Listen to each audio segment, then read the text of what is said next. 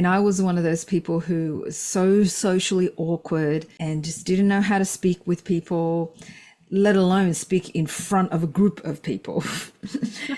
And when I don't know, many of your members maybe can relate to this, where one of the reasons I chose that profession to begin with was because I'd be in front of a computer all day long. And as a computer programmer, I wouldn't have to, this is my thought, that I wouldn't have to speak to people that much because I didn't like being in front of people. But little did I know that all day long in the workplace, there are these things called meetings.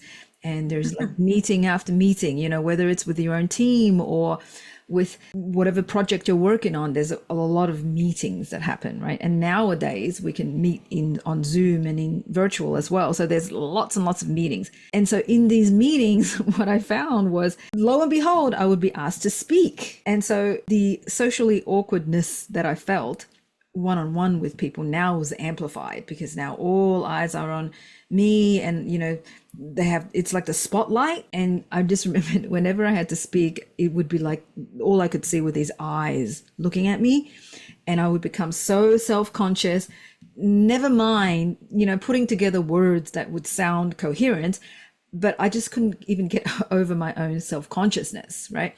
So whatever I ended up saying didn't represent who I was, and it didn't represent the best version of myself, right? So I knew, and you know, even with my friends, when I would have lunch with my friends or people that I was comfortable with, I felt natural and I would be able to speak. But for some reason, when I'm in front of a group of people, that just didn't come across.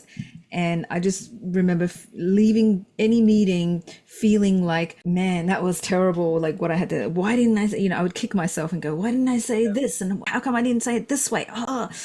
But then it would happen over and over again. So at some point I said to myself, this is a skill that I know I have to work on. You know, how can I learn this skill? And number one, I couldn't advance in my career if I couldn't speak well. And number two, I just didn't want to feel bad about myself anymore, because every time I spoke, I just felt bad about myself.